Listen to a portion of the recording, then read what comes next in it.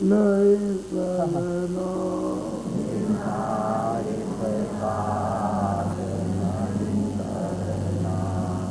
लोभ और मोह क्यों चाहे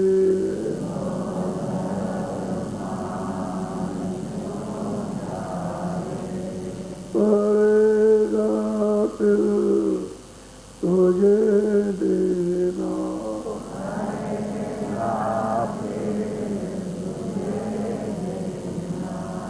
कर्म जो जो कर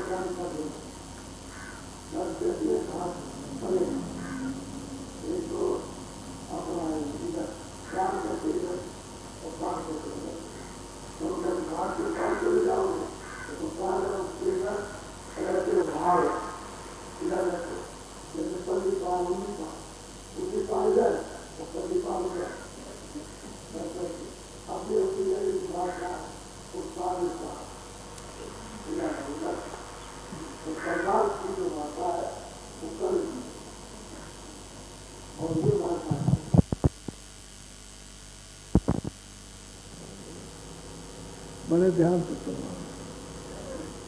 प्रार्थना कोई भी होगी वो पूरे रात से बनेगी, वो बगैर रात के खाली नहीं होता। और आप ऐसे कर लोगे तो फिर उसका आपको पता नहीं चलेगा। सत्संग सुनकर देखा बोलो।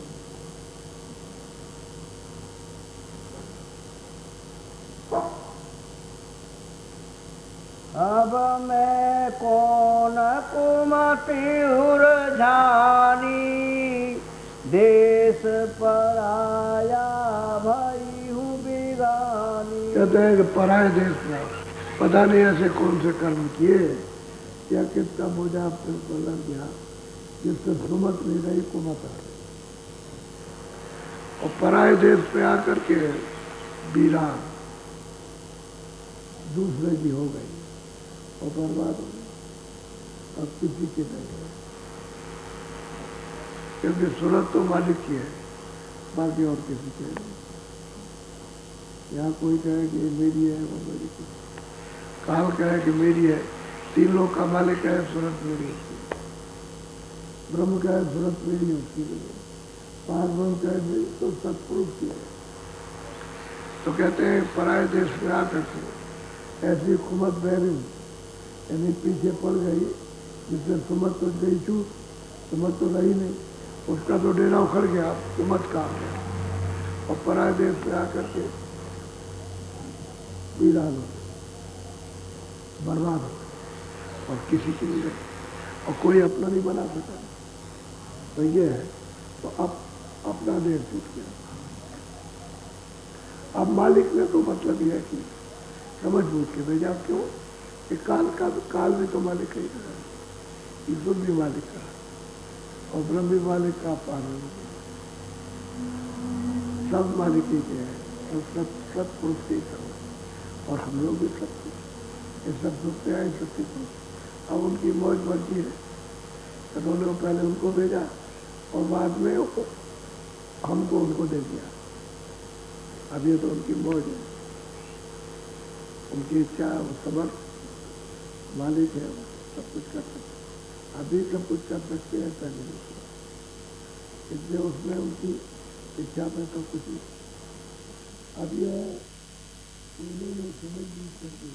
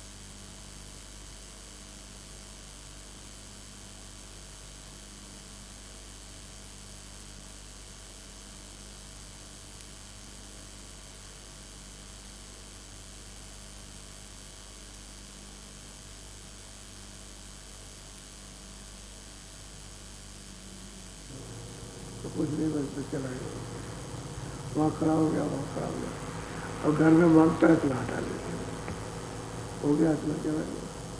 तो हफ्ते में एक बार फिर आ गया, तो वो आदमी हुआ तो उससे कहा था कि अच्छा तू बहुत बार आता आएगा, जब ये लड़का जाते तू भी ले आ जा करते, तेरा दे दे, बहुत आता है, इसको बहुत भरा भरा कहा, लेकिन ये मानता नहीं, चुपचाप है, वो भी दे दे। क्यों? वो देखता है वो दे रहा, उसने दिया, अब उस पर मन पर उसने दबाव पड़ा कुदरती, तो वो देता है बुला करके, हम उसको पटकाते बुरा वाला करते, तो क्या लगा तू रोजना चाहता है उसका, वो कुछ नहीं कहता, उसकी बात एक मन है।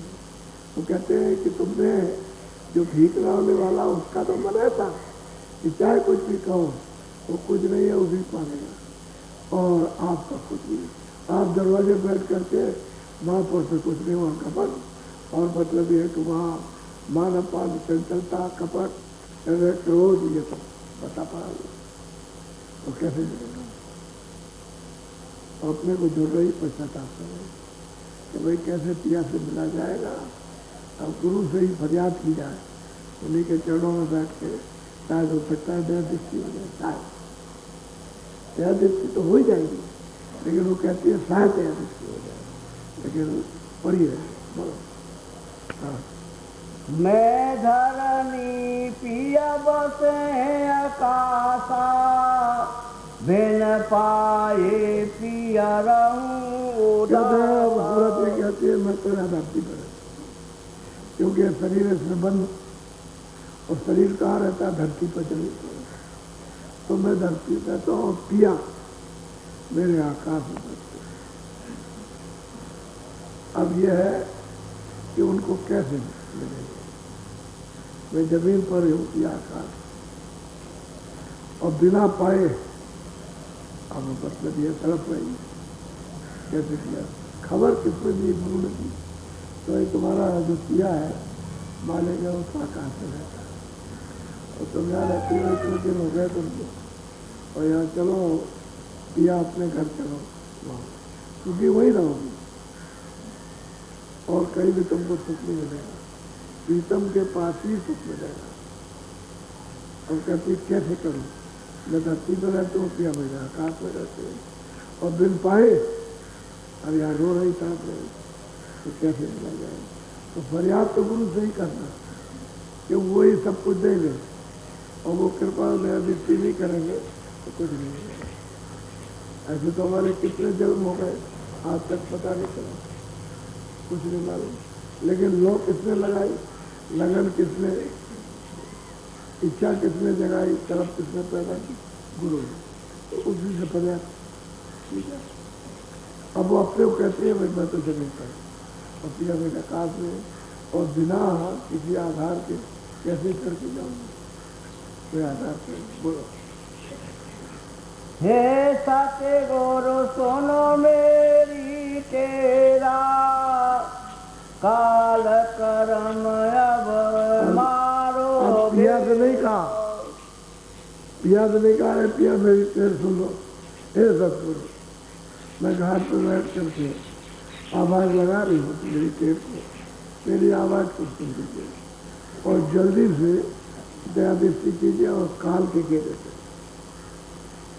कर्म के घेरे से मुझको दिखाइए। ये काल कर्म का घेरा है। अरे काल कहते हैं जो विधान बनाया आपको दे दिया अधिकार, और फिर आप उस कर्म को करते हो, बस यही काल है। अगर कर्म न करो तो कोई काल नहीं, क्योंकि फिर उसको आपको फल मिलेगा नहीं, न पाप का मिलेगा न पुण्य का मिलेगा, तो आपको डर किस बात का? जो पुण्य करते हैं, पुण्य भी नाश करते हैं, उनको कोई डर नहीं।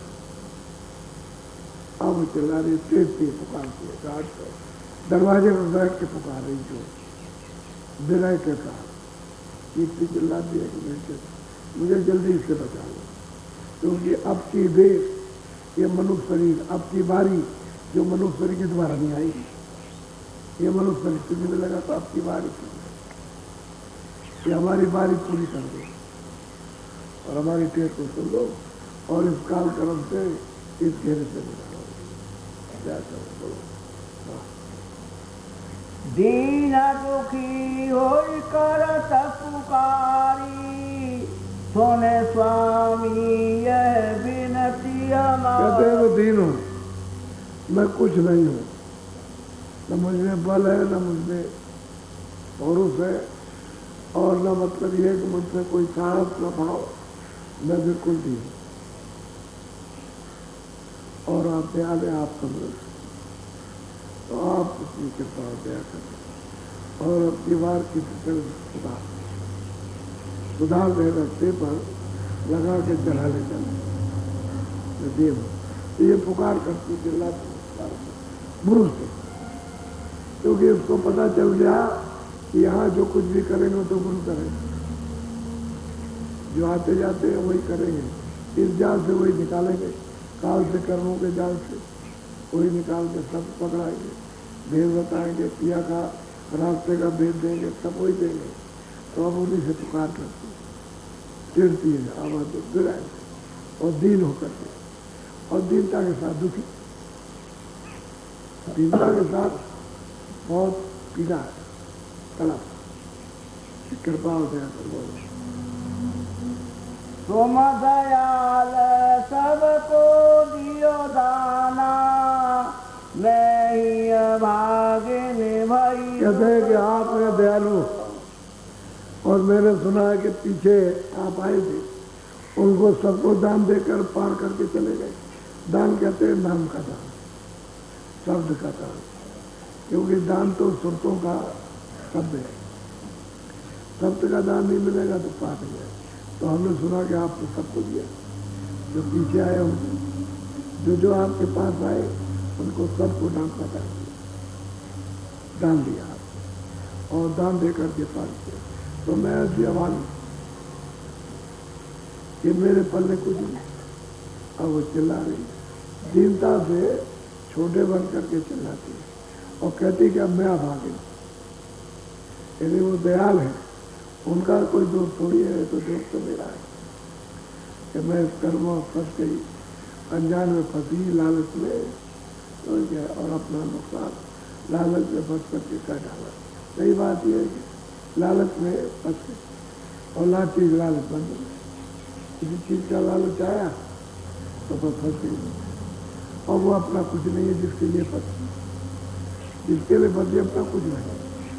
पराया सामान ये भी पराया सामान है, जो चीज का लालच करे वो भी दूसरे का, और जिसने लालच किया वो भी दूसरे का, शरीर भी दूसरे का, सामान दूसरे का। तो परी लालच में बहुत हुई मेरी हानि। कहते हैं कि बहुत जुग बीत गए, मेरा नुकसान होते होते, आज तक पता लग गया है कि मैंने अपना लाभ नहीं कर पाया। अब वो टेल लगाती है कि मैं अभागी हूँ, आप दयालु हैं, आपके पास हो गया और आपने बहुतों को पार कर दिया, तो मैं अभागे को भी दाम दे दी। बोलो क्या कहूँ अब मैं अपनी पीर की, जस कोई विच्छेदत भारत। अब वो सूरत कहती है मुझ में जो दर्द है, मैं उसको क्या कहूँ, क्यों कि वो भार, वो तीर छेद रहा है, जैसे तीर ऐसे लग गया है और इतनी पीड़ा हो रही कि विकल। अब वो तीर जब छेदते हैं, ये सब तीर ही है, और क्या, वो ममता, काम, क्रोध, ये सब तीर है, उसको छेद रहे हैं। अब जब उसको मालूम हो गया तो वो कहते विकल, जब तक वो प्रीतम न मिल जाए तब तक ये भाल, त्रिशूल, ये सब छिपते रहेंगे, बराबर लगते रहेंगे। और जब प्रीतम की दया आपकी हो जाएगी, प्रीतम हो जाए, दर्द तभी जाएंगे, तभी दर्द बगैर उसके दर्द हो जाएगा। तो कहते हैं कि ऐसा दर्द है जैसे भाले चुपाए जा रहे। बोलो सब स्वामी ने दियो दिलासा, प्रेम पंख ले उड़ो। महापुरुष बोले गुरु, उनका धीरज है, प्रेम कर, प्रेम कर। कहते हैं प्रेम करके पहले मुझसे प्रेम कर। उन्होंने कहा मुझसे प्रेम कर, और फिर वो जब बताएंगे तो फिर शब्द से प्रेम करा, शब्द जुड़ गए। जब उनसे प्रेम हो जाएगा गुरु से तो शब्द से जरूर प्रेम होगा। तब अंदर लग जाए क्यों, ये दो ही तो चीजें हैं, वो और शब्द है। तो वो आए देने के लिए नाम धन, और कहते हैं वो दान है तुरंत का। जब उनसे प्रेम कर लिया और तो किसी से प्रेम रहा नहीं, और तो टूटा फूटा प्रेम, यानी क्षणिक जो सेवा एवा की, बच्चे हैं, ये है, वो है, सब किया है, जाती थी, वो तो क्षणिक है। लेकिन प्रेम कर लिया, वो कहते हैं अच्छा अब तू सूरत को शब्द से जोड़ ले, इसी को कहते हैं तैयारी। बिल्कुल पक गया, जब प्रेम कर लेगा तो पक गया, फौरन कार्रवाई घाट पर बैठ करके गुरु शब्द की कर देगी, और सूरत को शब्द के साथ भक्तों की भी मिसाल होती है। जब गुरु के प्रति बेहद वेदना, बेहद दर्द और बेचैनी होती है, तो जो साधक उच्च कोट के होते हैं पूरे, वो बैठा करके फिर उसको शब्द के साथ सूरत को जोड़ देते हैं, ऐसा करते हैं। इसलिए दो ही सेवाएं, साध संग सतगुरु। सरल सात का संग हो, क्योंकि सात उच्च कोट का ऊंचे दर्जे का रसाई चढ़ाई वाला, और सतगुरु कहते हैं पूरे सतगुरु की सर, ये तो काम बन जाएगा। और ये सात उसको कहते हैं जो 10वें द्वार से ऊपर हो गया, उसको सात कहते हैं। 10वें द्वार पार ब्रह्म को यानी पा लिया उसने, उसके ऊपर सूरत में गए, उसको सात कहते हैं। और सतलोक में पहुंचने वाली सूरत को संत कहते हैं। तो साध संग सतगुरु संग, उसका संग मिल जाए तो भी ले जाएगा घसीट करके, नीचे की तो सब कार्रवाई कर देगा, उसमें तो कोई फर्क नहीं पड़ेगा। सूरत को शब्द जोड़ देगा, कोई जो भी स्थानीय शब्द उसमें शक्ति है और उसको पूरा अधिकार रहता है। लेकिन यह है कि दौड़ के जाएगा, वो गुरु से फौरन फरियाद करेगा कि ऐसा ऐसा हो गया, तो जो गुरु कह देंगे प्रसन्न होकर के तो उसका कहेंगे मेरा कोई काम नहीं था, वो आपके लिए तड़प रहा था और व्याकुल बेचैन था, इसलिए आपकी दया हो गई तो ऐसा हो गया। वही कहेगा आपकी दया हो तब ऐसा होगा, मगर आपकी दया के भी नहीं हो सकता। तो साध ये काम करता है कि उसको गिरने नहीं देता, उसको बचाए रहता है, और सतगुरु कर तो काम होना चाहिए। तो साथ संग मिलता है। कोई वेशभूषा को या टाट पहन लिया या सफेद कपड़े या रंगे पहन लिया तो कोई साध हो नहीं। सूरत ऊपर पहुंच गई, ईश्वर और ब्रह्म पार ब्रह्म के ऊपर, उसको उस गति को, उस पहुंच को साध कहते हैं, और दूसरा कोई साध नहीं। और योगी योगेश्वर में तो साध आएगा ही नहीं, क्योंकि ये तो वहां जा नहीं सकते, इसलिए साथ में नहीं आते। साथ का अलग दर्जा और संत का अलग। लेकिन साधक जो साथ रहते हैं वो गुरु के साथ ही रहते हैं। बोलो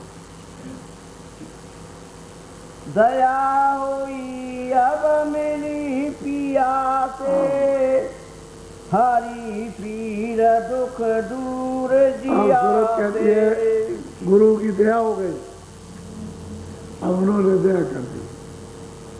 अब वो कहती है ठप्पा मार के ये मिली पिया, मालिक जी जाके सतलोक में मिली और कहते हैं सब दर्द चला गया, कोई दर्द नहीं था, कोई पीर रहे पीर कहते हैं दर्द की पीड़ा को, कहते हैं कोई दर्द, क्योंकि भौतिक पीड़ा तो थी नहीं, ये मिल जाए नहीं मिलता है तो रोता चिल्लाता है, वो तो उसको मालिक से मिलने का डर था, और वो सबसे बड़ा दर्द।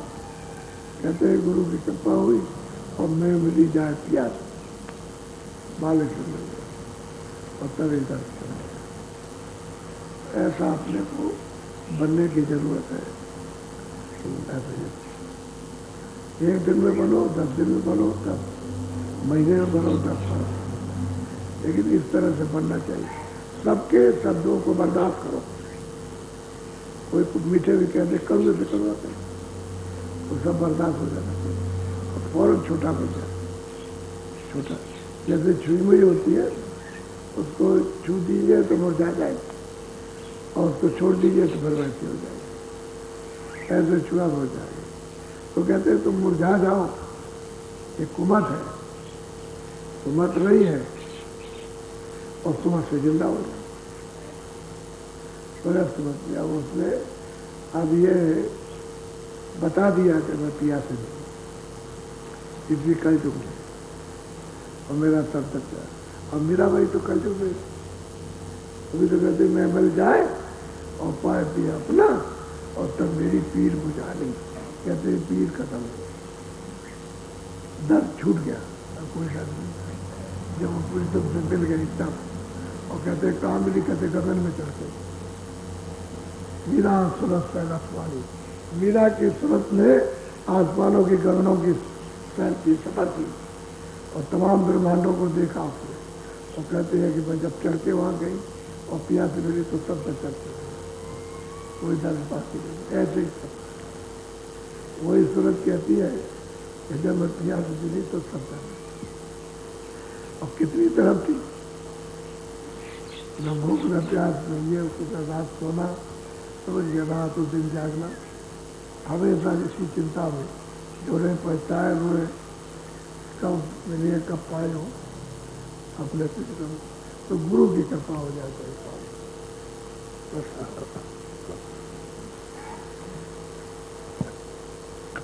अच्छा।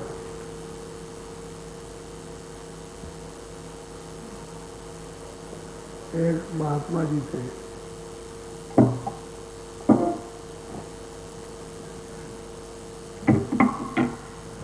एक साधु भेष बनाए थे। तो उन्होंने महात्मा जी से पूछा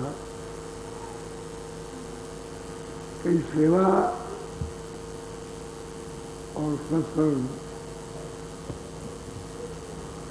और दर्शन का क्या फल होता है। तो उसने भेष बनाया था, वो चोर डकैता, तो उसने भेष बना लिया। तो पूछा, तो उन्होंने कहा देखो तुमको हम कुछ नहीं बताएंगे, वो पहाड़ियाँ उस पर चले जाओ, बहुत ऊंची पहाड़ी, उस पर एक महात्मा रहता है, वहाँ आते हैं। अब ये हमको भी नहीं मालूम कि वो कहाँ रहते हैं, लेकिन वहाँ जाना, वो जमीन ऊपर बराबर मिलेगी। वो जा करके वहाँ चढ़ गया, पहाड़ियाँ बैठ गए। तो दो चार आदमी आए तो उसके सामने झाड़ू लगा देते, झाड़ू लगा करके और साफ साफ कूड़ा कचरा जो भी कुछ होगा साफ कर दिया, और वो गायब हो गए। तो वो बैठ करके देखता रहा, बोला कुछ नहीं। तो महात्मा ने मना किया था कि तुम खाली देखना और देखते रहना। तो दूसरा 8-10 आदमियों का ग्रुप, एक टोली उतरी, यानी दरी लेकर के, तो उसने दरी बिछा दी, सब दरी, और दरी बिछा करके फिर वो गायब हो गए। तो बेटा देखता रहा कि पहले आए तो झाड़ू लगाए, सोच रहा, और दूसरे दरी लेके आए बिछा दिया।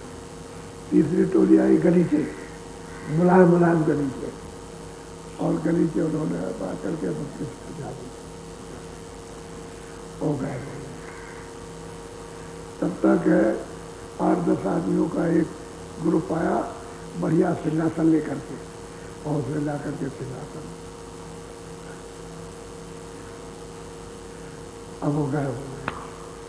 तब तक एक महात्मा आए, उसने अब ये नहीं पता चला कि किधर से आए, लेकिन मंच में बैठ गए, सिंहासन में बैठ गए, और वैसे तर तर तर तर तर तर तर तर तर, और सारी जमात एकदम बैठ गई, और उनका सत्संग होने लगा। सत्संग पूरा सत्संग सुना उसने।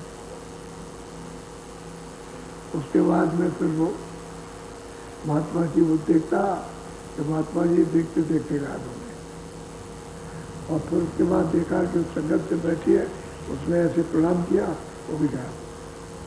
अब वो देख रहा था। अब ये सब चले गए तो 2-4 आदमी आए संगत उठाने गए, तब तक आए वो गलीचे उठाने गए। उसके बाद में वो आए सब दरिया समेट ले गए और गायब हो गए। एक बहुत काला आदमी आया और आकर के जमीन में लौट गया जमीन में, और माल उसमें मिट्टी लगाई इस तरह से, और काले से वो सफेद हो गया। तो फिर वो पूछता है तो भाई तुम कौन से? क्या लगा हम तो पापी हैं, हम गुनाह करते हैं, पाप करते हैं, तो हमको तो और दूसरा कुछ नहीं है। हम आकर के मतलब ये है कि इस मिट्टी में स्नान कर देते हैं तो हमारा पाप कर जाता है।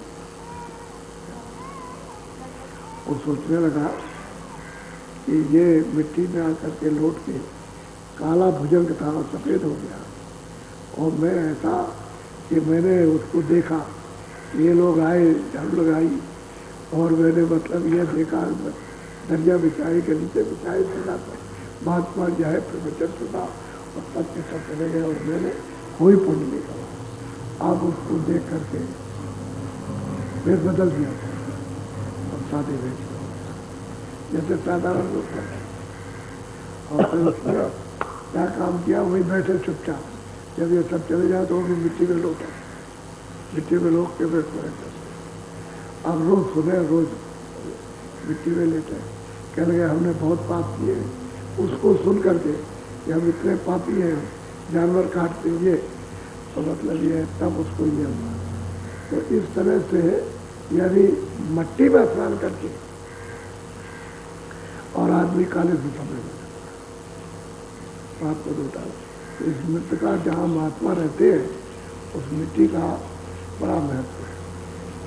सब महात्माओं के पास जहाँ कहीं शिव जी कितने हजार वर्ष तक यहाँ रहे, बहुत शिव जी रहे, वो बहुत हजार वर्ष तक। तो चले जा रहे जंगल में, तो ऐसी जमीन आई कि एकदम शुद्ध है, तो वहाँ लेट गए सीधे और रोने लगे। तो पार्वती पीछे जा रही, तो तुम कहा रहे कोई न मंदिर है, न कोई यहाँ पेड़ है, न कोई पंछी है, और लेट गए, और आपने सावधान दंडवत किया और आप रोने लगे। ये क्या करें, तुम पार्वती नहीं समझती हो, यहाँ 10,000 वर्ष पहले, यानी जब वो आए उसके 10,000 वर्ष पहले जो साधना उन्होंने की है, उस साधना के 10,000 वर्ष पहले एक संत निवास कर गए, इसलिए भूमि पवित्र है। तो हमको आने जाने में हमारा इसको छोड़ने में दिल तड़पता, रोते, यानी कि जाना तो उनको आगे था, तो कहते हैं रोते कि ऐसी भूमि हमको मिलेगी नहीं।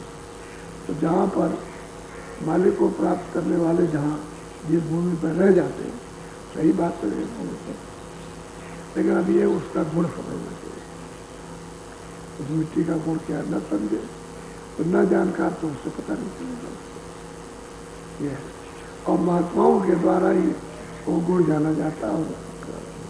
तो महात्मा ने कुछ अपना तो उपदेश दिया नहीं, उसने कहा तुम देख क्या हो, जो पहाड़ पर होता है उसको देखो, भेज दिया उसको।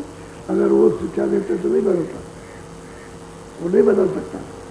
कहने का मतलब यह है कि मैं उसको समझाता तो नहीं बदलता, लेकिन उसने जब आँख से देखा और देख देख करके रोज देखा, और उसने देखा कि एक पापी आता है काला और मिट्टी में अपना लूट करके बिल्कुल धूल में और सफेद हो जाता है। उससे पूछता है तुम कौन कह रहे, तो पापी है।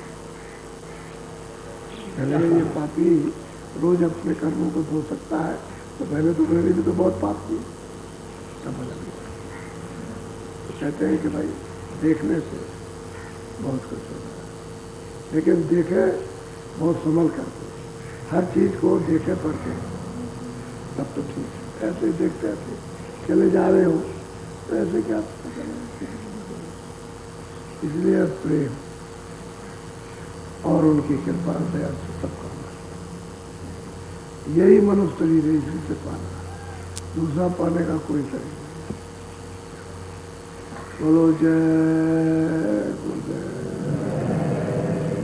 कहने का मतलब यह है कि जहाँ संगत महात्माओं की रहती है और जहाँ वो सत्संग करते हैं और मिट्टी कितनी पवित्र कि काले से सफेद बना दे।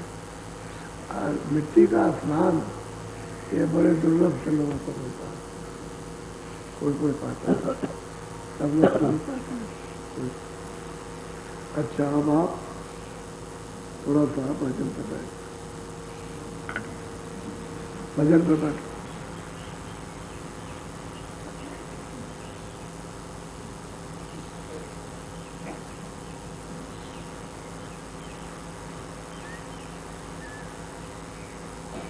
जय